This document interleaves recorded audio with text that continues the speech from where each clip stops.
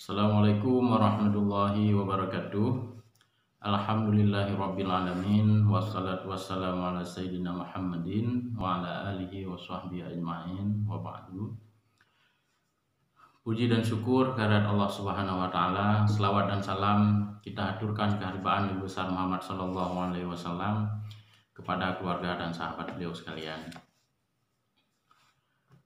Para pemirsa semuanya, pada kesempatan ini saya ingin mengulas suatu topik. Ini masih bahagian dari proses menuntut ilmu pengetahuan. Jadi ada hal yang perlu kita perhatikan, yaitu terkait dengan waktu yang tepat bagi belajar.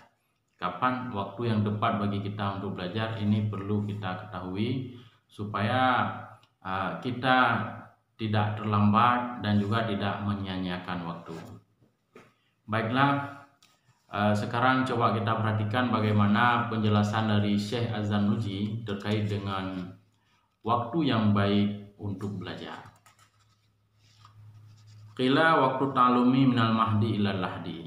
Yang pertama, beliau membuka pembahasan topik ini, yaitu menyebutkan bahwa waktu belajar itu dia dari ayunan hingga liang lahat. Berarti di sini dapat kita pahami bahwa waktu belajar itu sangat panjang dan tidak pernah berhenti. Ketika kita lahir ke dunia ini, disitulah kita mulai belajar. Dan sampai kita masuk ke liang lahat, disitulah akhir dari kita belajar. Jadi selama kita hidup, tidak ada waktu yang tidak kita gunakan untuk belajar. Itu yang pertama. Kemudian dakhala Hasan bin Ziyad fina fitafakuhi wa huwa ibnu samanina sanatan walam yabit alal firashi arba'ina sanah fa'afta ba'da zalika arba'ina sanah. Jadi ada sebuah kisah, yaitu Hasan bin Ziyad. Beliau mulai menuntut ilmu ketika umur 80 tahun. Berarti sudah cukup tua. Namun beliau ketika belajar itu tidak pernah tidur di atas ranjang selama 40 tahun. Nah, ini menunjukkan bahwa beliau memang tidur ada, tetapi tidak pernah tidur yang di atas kasur, yang betul-betul tidur yang seharusnya.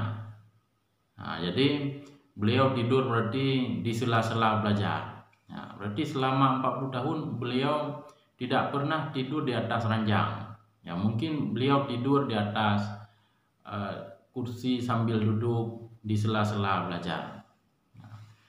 Kemudian apa yang terjadi? Fa'afta ba'da dzalika arba'ina sanah. Kemudian beliau memfatwakan hukum, yaitu selama 40 tahun.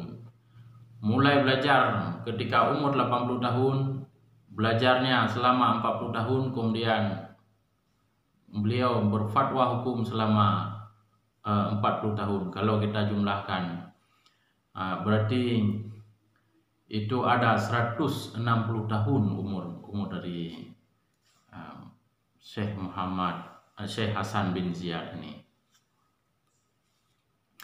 Kemudian dilanjutkan wa afdalul awqati syaraful syabab wa waktu sahar wa ma bainal isya ini. Waktu yang paling baik kita belajar, ini yang perlu kita perhatikan, yaitu syaraful syabab, yaitu pada ketika mulai remaja. Kita sudah mulai remaja. Nah, permulaan remaja, itulah waktu yang paling baik kita belajar. Karena permulaan remaja itu adalah waktu yang sangat produktif, usia yang sangat produktif. Jadi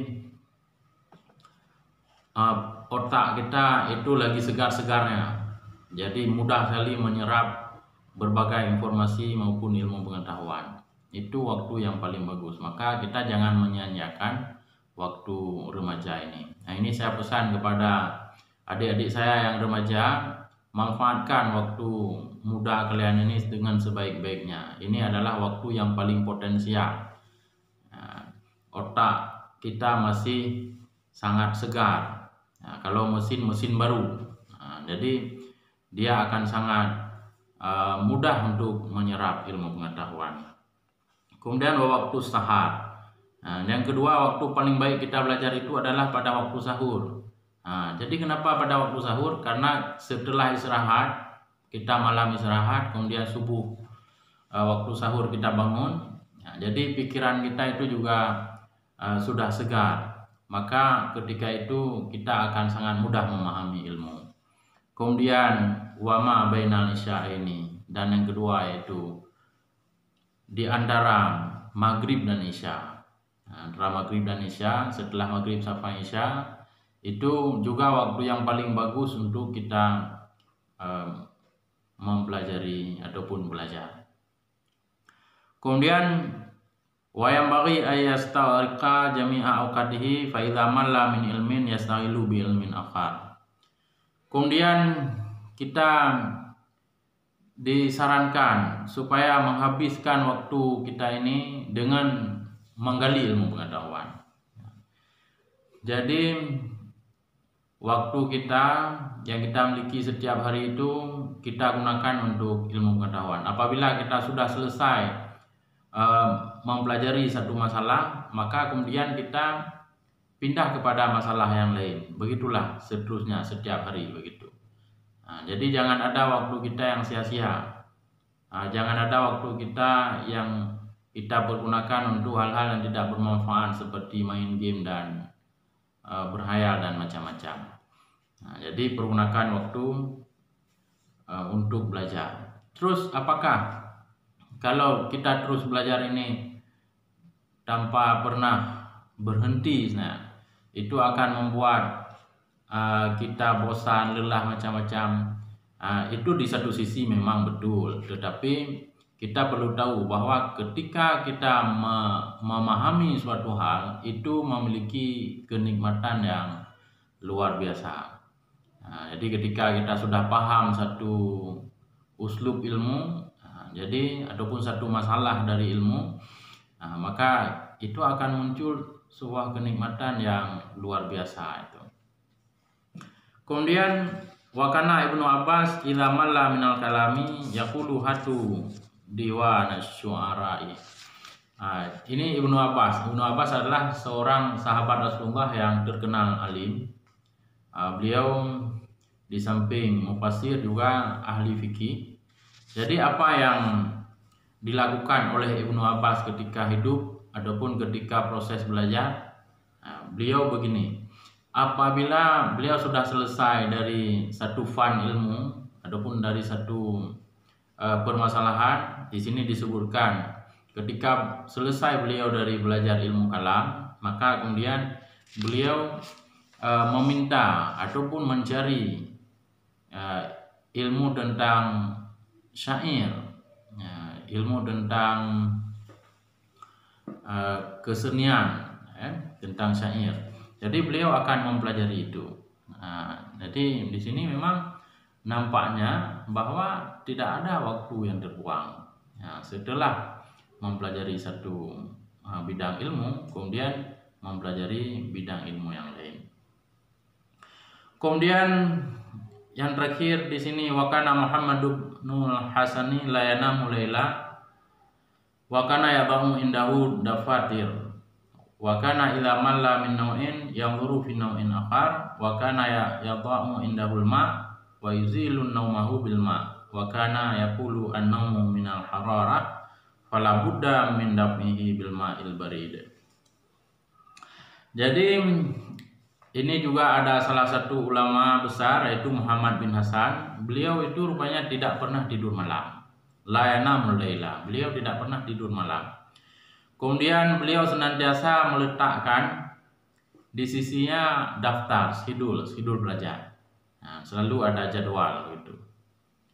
Kemudian apabila beliau sudah selesai mempelajari satu fan ilmu, maka beliau beralih kepada fan ilmu yang lain. Ataupun beliau apabila sudah selesai mempelajari satu masalah, maka beliau berpindah kepada masalah yang lain. Kemudian beliau juga meletakkan air di sisinya. Artinya di samping beliau itu selalu ada air.